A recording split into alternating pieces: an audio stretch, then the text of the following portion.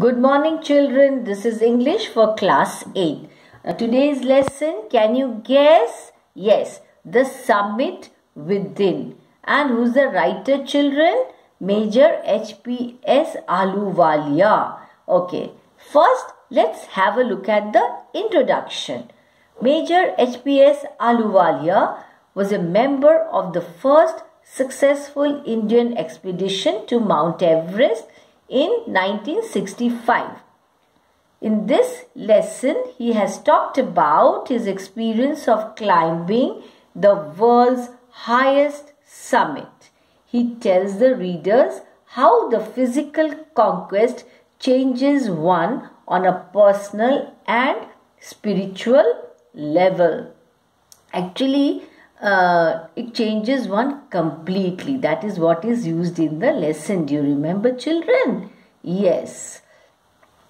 After talking about climbing the physical summit, he has also talked about the task of climbing the summit within. Within means the summit which is there inside you or whosoever is climbing the mountain. Next, we move on to the summary of the story. The summit within summary. Let's have a look at the summary now. The summit within begins with the author expressing how he felt as he stood at the summit of Everest. Despite the physical exhaustion, exhaustion means too much of tiredness, the serene view, calm and quiet view made him feel multiple emotions. Multiple means more than one. Emotion, feeling of happiness, sadness, all these are called emotions, the dominant of which was humility. He believes that a man who has been to the mountains is never the same before. He further talked about climbing the summit of the mind once he had climbed the summit of the Everest. As soon as he got rid of his physical exhaustion, tiredness, his mind started wondering as to why people climb mountains. Most people would simply say because it is there, but the author had a more personal answer to the question. He had always been fascinated. Fascinated means attracted by the mountains and would get miserable on being away from them. He mentions how the obstacles means the difficulties in climbing a mountain are physical. A climb to a summit means endurance, persistence and willpower. He talks about another question, that is why Everest? Simply because is the highest and mightiest, means the strongest. So endurance is required to climb, persistence and immense willpower, that is determination, is required to climb Mount Everest. No wonder how difficult the passage is upwards. That means the upward journey is very tedious, very tiresome, and of course a lot of dangers are involved, no doubt about it. The sense of fulfillment, excitement, joy and satisfaction while standing on top of the summit is incomparable. That is when you reach the top of the mountain, the Mount Everest, that feeling which comes within one, it cannot be explained in words. The experience is otherworldly. It is as you feel as if you have been transported to some other world. He says that there is no perfect answer to the question as to why he climbed Everest. He compared it to why people breathe. That means for the writer, climbing Mount Everest is like breathing. He explains how fellow climbers help each other in fulfilling this conquest. Now, famous climbers have left records of help without which they would have given up. Yes, it is a teamwork. One has to help each other. Standing on the summit makes you realize that the struggle was worthwhile. The view motivates you to rise above your current situations. Now, when your upward journey, of course it is difficult, I already said that. Now once you're on the summit, you realize that feeling within you makes you realize that yes, the struggle, the difficult journey was indeed worthwhile. The view motivates you to rise above your current situations.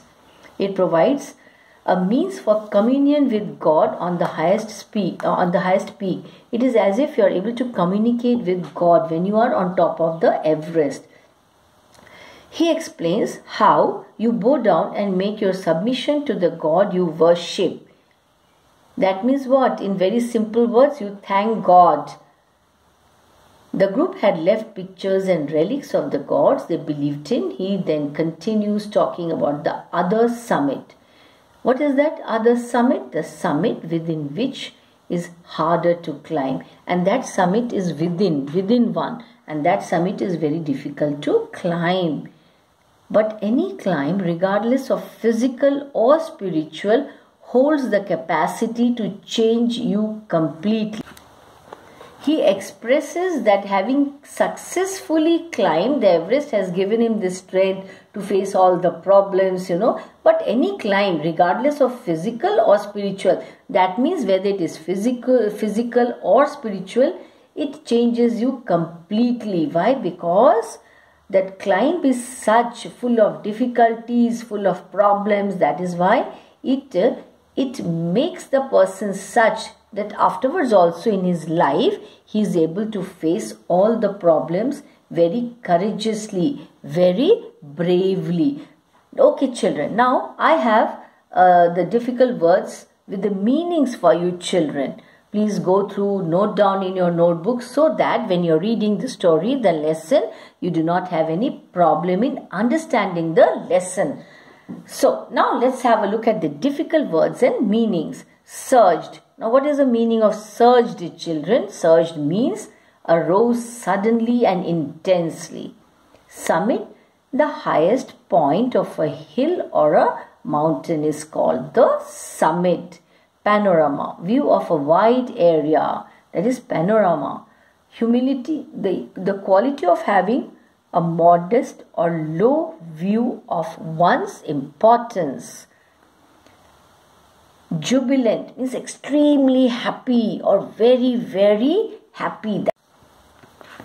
Grammar exercises. Summit within. I have some grammar exercises for you. Fill in the blanks in the following dialogues, choosing suitable phrases from those given in the box. So you have to fill in the blanks. Okay. Now look at the box. At hand, at once, at all, at a low ebb, at first sight. These are the phrases given inside the box. First, teacher. You were away from school without permission. Go to the principal. Then after that you see blank spaces there and submit your explanation. Pupil. Children, I am showing you the question first, afterwards the answer. Okay. Pupil. Yes, madam. But would you help me write it first? See, you have to fill in these blank spaces with the help of the phrases given in the box above. Yes, I hope you understood the question. Next one, Arun. Are you unwell? Ila? No, not. Dash. Why do you ask? Arun. If you were unwell, I would send you to my uncle. He's a doctor. Mary. Almost every Indian film has an episode of love. David. Is that what makes them so popular in foreign countries? Asif. You look depressed. Why are your spirits dashed today? Okay, use such in the phrase. Ashok. I have to write 10 sentences using words that I never heard before. Shiba. Your big moment is close. Dash. There's a blank space there, and after that there's a full stop. Jyoti. How should I welcome it? Shiba. Get up and receive the trophy. Now I have the answers for you children. That is solution. Answer 1. Teacher, you were away from school without permission. Go to the principal. What? At once. And submit your explanation. Pupil. Yes, madam, but would you help me write it first? Arun. Are you unwell, Ela? No, not. What are you supposed to write there? At all. It is given in that box above. From there, you have to choose the right answer. Why do you ask? Arun. If you were unwell, I would send you to my uncle. He is a doctor. Third one, Mary. Almost every Indian film has an episode of love at first sight. David. Is that what makes them so popular in foreign countries? Asif. You look depressed. Why are your spirits? What is the answer there? At such a low ebb. That's the answer, and it is given in the box. Why are you at such a low ebb today? Okay. Ashok. I have to write 10 sentences using words that I have never heard before. Shiba. Your big moment is close. What was the answer? At hand. Jyoti. How should I welcome it? Shiba. Get up and receive the trophy. Now write the noun forms of the following words, adding ance or ence to each. Endure, persist, signify, confide, maintain, abhor. Okay, it is. Okay, it is what? The question. Now, I'll give you the solution. So, endure. What do you have to add to that? A-N-C-E. It becomes endurance. Please write the correct spelling, children. Persistence. To persist, you have to add E-N-C-E. You cannot add A-N-C-E. Okay? Then, the spelling will be wrong. So, persistence, significance, confidence, maintain, maintenance, abhor, abhorrence. There you have to write E-N-C-E. Remember that. Remember to write the correct spelling. Okay. Once again the same words and meanings. So it doesn't matter. We'll have a recap now. Panorama, a view, wide view of area. Humility, the quality of having a modest or low view of one's importance. Jubilant, extremely, when one is extremely happy, one is said to be jubilant, and this happens because of success. Here in the story, why is it so? It is because of success that the writer is jubilant. Tinge, race or shade.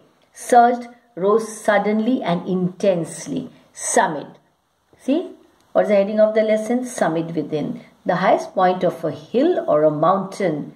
Again, panorama. I'm showing you again and again so that you know thoroughly. Okay, children? Okay. So record these in your mind. Answer the following questions. The first one.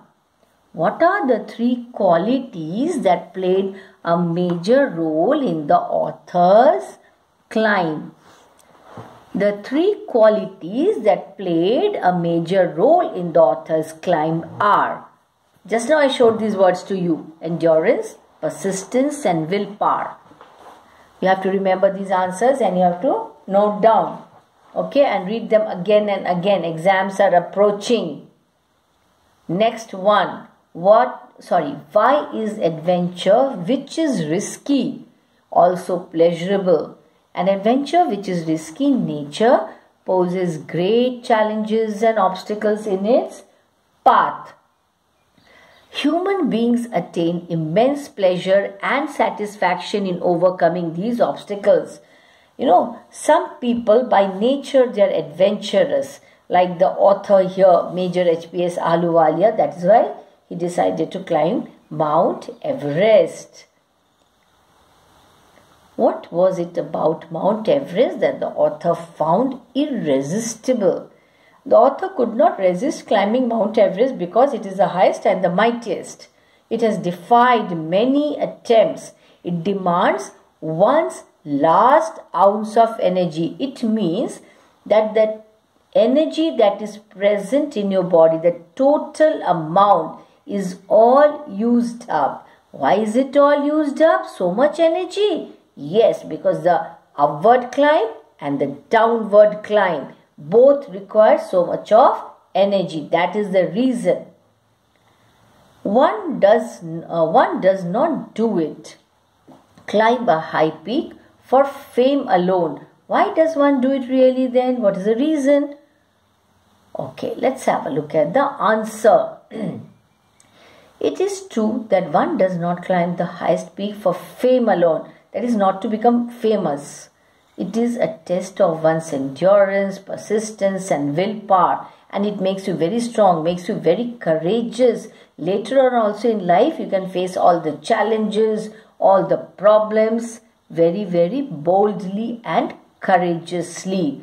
One reason is simply because it exists, and the other reason is because it holds the capacity to change a person inside out. Now, what is the meaning of inside out? From within, as internally as well as externally.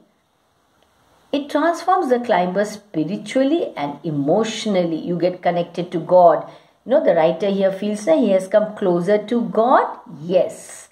The man who has been to the mountains never returns like the same as before. He's a much stronger person, you know. He becomes conscious in a special manner of his own smallness in this large universe. Now he realizes what? That compared to the huge, large universe, he is absolutely nothing. His existence is nothing. He is so small compared to the vastness of the universe.